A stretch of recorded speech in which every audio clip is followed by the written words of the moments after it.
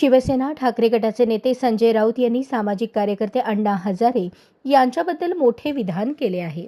ते म्हणाले, अण्णा हजारेंची महाराष्ट्राला गरज आहे. त्यांच्या या वक्तव्यामुळे राजकीय वर्तुळात चर्चा रंगली आहे.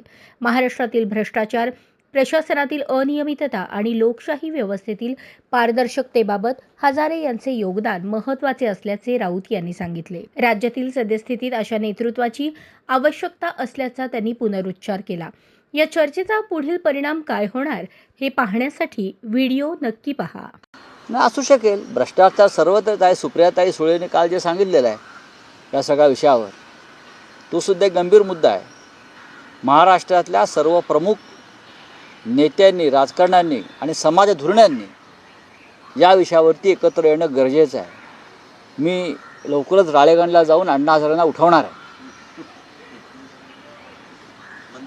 मला त्यांना उठवायचं आहे की आता बाद झाला अण्णा, उठा.